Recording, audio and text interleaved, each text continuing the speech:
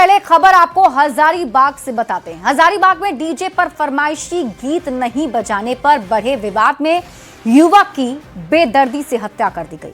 वारदात के 12 घंटे से अधिक बीत गए हैं। लोग सड़क पर उतरे हैं, इंसाफ की मांग की, लेकिन हत्यारों का सुराग नहीं मिल सका है। पूरी खबर इस रिपोर्ट में। हजारीबाग में हत्या से हाहाकार, फरमाइशी गाना नहीं बजाने पर बवाल, धारदार हथियार से युवक की हत्या, सड़क पर उतरे लोग, आरोपी फरार। बड़ा सवाल, कब पकड़े जाएंगे हत्यारे। हजारीबाग का इंद्रपुरी चौक इलाका, यहां रात के समय में डीजे की धुन पर फरमाइशी गाना नहीं बजाना सूरज के लिए भारी पड़ गया। बताया जा रहा है कि डीजे बजाकर कुछ युवक डांस कर रहे थे।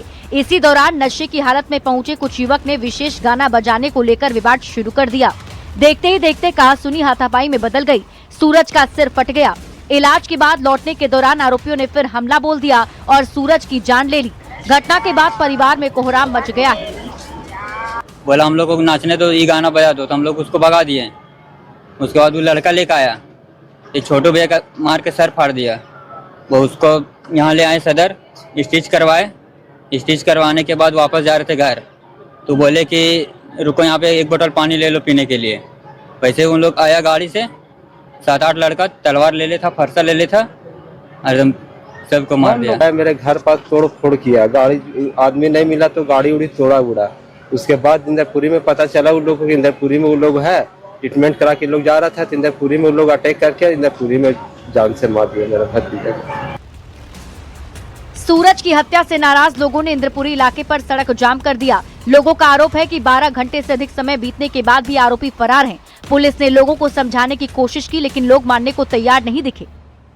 पहचानते हैं, एक मंडई का है सोनू कुमार और एक नूरा का है रोहित यादव। बस हम लोग का न्याय मिले। प्रशासन से यही मांग करते हैं कि जल्दी से जल्दी एक्शन में आए और उस मर्डर कर्ता को पकड़े। उसके साथ कौन कौन था उसको अपने स्तर से छानबीन करके देखे। पुलिस की तमाम कोशिश के बाद भी नशेड़ियों की करतूत पर लगाम नहीं लग सकी है। डीजे पर अपनी पसंद का गाना नहीं बजाने पर पहले हमला और फिर हत्या बताने के लिए काफी है कि खाकी का खौफ अपराधियों में खत्म हो रहा है। जरूरत है आरोपियों की जल्द गिरफ्तारी के साथ कड़ी कार्रवाई की, ताकि ये मामला नजीर बन सके और दूसरों को भी सबक मिले। न्यूज़ 18 के लिए हजारीबाग से सुशांत सोनी की रिपोर्ट।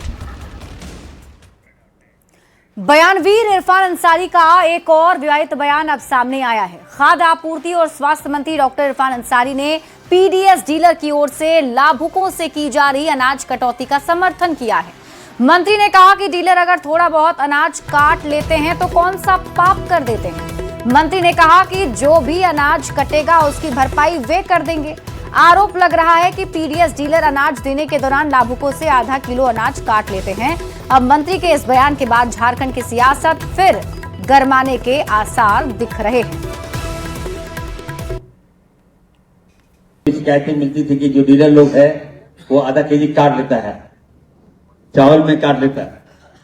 ये प्राय शिकायतें मिलती है, लेकिन मैंने कहा है कि अरे भाई इसका भी तो बाल बच्चा परिवार है।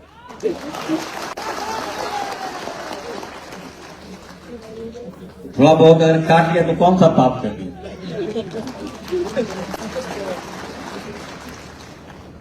उसका भरपाई खान अंसारी कर देगा। आप लोगों को जब अनाज मिलेगा थोड़ा बहुत आगे पीछे हम करेंगे, ठीक है, लेकिन गरीब का अनाज आप लोग सही एकदम नियमित दीजिए, ताकि मीडिया वाला बोल देगा देखिए पास नहीं क्या बोल। खबर साहिबगंज से है, जहां बरहेट बरहड़वा मुख्य पथ पर छोटा रांगा डाड़ पुल मोड़ के पास यात्रियों से भरे एक ऑटो और तेल टैंकर की जोरदार टक्कर हो गई। इस भीषण हादसे में एक स्कूली बच्चे समेत 3 लोगों की मौत हो गई है, जबकि 3 बच्चों सहित कई लोग गंभीर रूप से घायल हो गए। हादसे के बाद क्षेत्र में तनाव की स्थिति उत्पन्न हो गई। इलाज में लापरवाही का आरोप लगाते हुए आक्रोशित लोगों ने रांगा स्थित सामुदायिक स्वास्थ्य केंद्र में तोड़फोड़ भी की। सूचना मिलते ही पुलिस मौके पर पहुंची और स्थिति को नियंत्रित किया गया।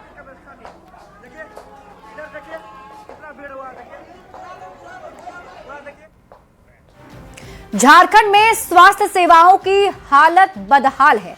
एम्बुलेंस सेवा, जो मरीज की जान बचाने का सबसे बड़ा सहारा है, खुद बीमार पड़ी है। सरायकेला में कई जगह एम्बुलेंस समय पर नहीं पहुंचती तो कहीं तकनीकी खराबी से मरीजों की जान पर बनाती है। वहीं राजधानी रांची में अस्पताल में मौत के बाद भी इलाज के नाम पर पैसे ऐंठने के आरोपों ने व्यवस्था पर सवाल खड़े कर दिए हैं। गरीब मरीजों को मुफ्त इलाज का वादा तो किया जाता है, लेकिन जमीनी हकीकत कुछ और ही है। ये रिपोर्ट देखिए। स्वास्थ्य मंत्री के सारे दावे फेल, मरीज की जान से हो रहा खिलवाड़, स्वास्थ्य विभाग की इमरजेंसी सेवा बीमार। सरायकेला में स्वास्थ्य सुविधाओं को लेकर किए जा रहे सरकारी दावों की हकीकत एक बार फिर सामने आ गई है। इमरजेंसी सेवा की रीढ़ मानी जाने वाले 108 एम्बुलेंस व्यवस्था की बदहाली ने स्वास्थ्य विभाग की कार्यप्रणाली पर गंभीर सवाल खड़े कर दिए हैं। जिला मुख्यालय प्रखंड क्षेत्र में 108 एम्बुलेंस खराब हो जाने के बाद दूसरी 108 एम्बुलेंस को उसे खींचकर अस्पताल तक ले जाना पड़ा। सूत्रों के मुताबिक 108 एम्बुलेंस मरीज लाने के लिए काला डुंगरी की ओर गई थी। मरीज को एम्बुलेंस में बिठाने के बाद वो स्टार्ट नहीं हो सका। इसके बाद तत्काल दूसरे 108 एम्बुलेंस को बुलाया गया और मरीज के साथ साथ खराब पड़ी एम्बुलेंस को खींचते हुए अस्पताल पहुंचाया गया। इस घटना ने जिले की एम्बुलेंस सेवा की जमीनी सच्चाई उजागर कर दी है। इमरजेंसी में मरीज की जान बचाने के लिए जिस सेवा पर सबसे ज्यादा भरोसा किया जाता है, वही सेवा खुद बीमार नजर आई। तो बहुत दुर्भाग्यपूर्ण है कि आज 108 का गाड़ी है, किसके 108 का गाड़ी ले जा रहा है। स्वास्थ्य व्यवस्था की बदहाली की तस्वीर राजधानी रांची में भी देखने को मिली, जहां रांची में हरमू के बर्लिन अस्पताल में मरीज की मौत के बाद परिजनों ने जमकर बवाल किया। आरोप है कि अस्पताल प्रबंधन की लापरवाही की वजह से मरीज की मौत हो गई। मौत के 3 दिन बाद भी पैसा ऐंठने का आरोप लगाया। बोकारो से लान करके बोला सही से आपको इलाज करवाएंगे, गारंटी ले रहे हैं।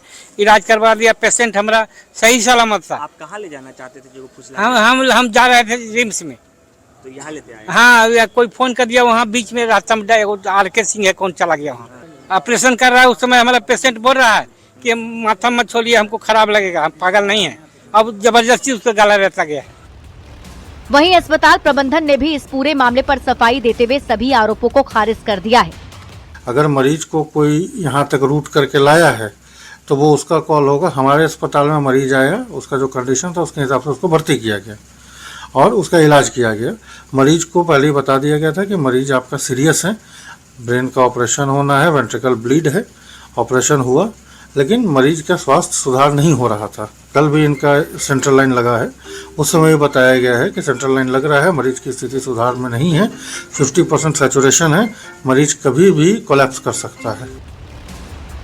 ये तस्वीरें मंत्री इरफान अंसारी के उन दावों पर सवाल उठाती है जिसमें उन्होंने निर्देश दिया था कि अब प्राइवेट अस्पताल शव को रोककर नहीं रख सकेंगे। कहीं एम्बुलेंस खुद बीमार है तो कहीं अस्पताल में गरीबों से पैसे ऐंठे जा रहे हैं। ऐसे में सवाल है कि आखिर मरीज जाएं तो जाएं कहां। न्यूज़ 18 के लिए सरायकेला से आशीष तिवारी के साथ रांची से गौरव झा की report. Hazaribagh central jail break मामले को लेकर तफ्तीश जारी है। जेल से फरार 3 कैदियों की पिछले 2 दिनों से तलाश जारी है, लेकिन अभी तक SIT को उनका सुराग नहीं मिल सका है। पूरे मामले को लेकर SIT का गठन किया गया है, जिसमें 2 DSP और 2 इंस्पेक्टर के साथ कई जवान भी शामिल हैं। शुरुआती जानकारी के मुताबिक कैदी देवा भूंया के अगुवाई में ही सभी बंदी फरार हुए। कैदी देवा पहले भी जेल ब्रेक की घटना को अंजाम दे चुका है। बता दें कि जेल में शौचालय की खिड़की काटकर और बाउंड्री वॉल कूदकर 3 कैदी फरार हुए थे, जिसे लेकर लोहसिंघना थाने में केस दर्ज किया गया है। के लिए और जल्दी से जल्दी उन तीनों को पकड़ने के लिए एक SIT का गठन किया गया है, जिसमें हमारे 2 DSP रैंक के पदाधिकारी, 2 इंस्पेक्टर रैंक के और अन्य SIs हैं। और लगातार इसके तहत छापामारी की जा रही है अलग अलग जगहों पे, और हम लोग तकनीकी अनुसंधान भी कर रहे हैं जिससे जल्द से जल्द उनको वापस से गिरफ्तार कर सकें। हाँ, ये तीनों ही सजा याफ्ता थे और धनबाद के अलग अलग कांडों में इनको सजा हुआ था और उसके बाद ये सेंट्रल जेल में इनको ट्रांसफर किया गया था। हाँ, देवा भूंया के बारे में है कि उसने पहले भी एक बार जेल ब्रेक किया था और हमें लगता है कि उसी ने इस जेल ब्रेक को भी लीड किया है, और जिसमें कि बाकी 2 लोग भी उसके साथ भागे। और बड़ी खबर आपको चतरा से बताते हैं, जहां हंटरगंज में सोना लूटकांड का पुलिस ने खुलासा कर दिया है। SDPO के नेतृत्व में गठित SIT ने बड़ी कार्रवाई करते हुए लूटकांड में शामिल बिहार के 2 हिस्ट्री शीटर को लूट के गहनों के साथ धर दबोचा है। शातिर अपराधी संतोष चौधरी और सिकंदर रजक को बिहार के गयाजी से पकड़ा गया। गिरफ्तार लुटेरों के पास से 19 गहने जब्त किए गए। साथ ही लूटकांड में इस्तेमाल की गई बाइक के साथ 2 मोबाइल फोन भी बरामद किए गए। गिरफ्तार संतोष के खिलाफ झारखंड और बिहार में 15 और सिकंदर के खिलाफ 7 मामले दर्ज हैं। बता दें कि 21 दिसंबर को हंटरगंज थाना क्षेत्र के गोसाईडीह स्थित गणपति पेट्रोल पंप के पास शेर घाटी के स्वर्ण व्यापारी के साथ लूट की घटना को अंजाम दिया गया था। करके अनुसंधान प्रारंभ किया गया। लगातार हम लोग छापेमारी इस पर कर रहे थे। परिणाम स्वरूप 2 व्यक्तियों को गिरफ्तार किया गया है। एक व्यक्ति जो है ये रहने वाले हैं शेरघाटी के और दूसरे भी जो है वो गया के मुफस्सिल थाना क्षेत्र के रहने वाले हैं। दोनों को गिरफ्तार कर हम लोग न्यायिक अभिरक्षा में भेज रहे हैं। एक व्यक्ति का नाम है संतोष चौधरी, दूसरे का नाम है सिकंदर रजक। ये दोनों का आपराधिक इतिहास है। संतोष चौधरी हैं, इनका कुल मिला के 15 कांड इनके विरुद्ध अब तक दर्ज हैं और दूसरे जो सिकंदर रजक हैं इनके विरुद्ध 7 कांड दर्ज है। और यहाँ रुकने एक छोटे से ब्रेक के लिए जल्द लौटते हैं वापस।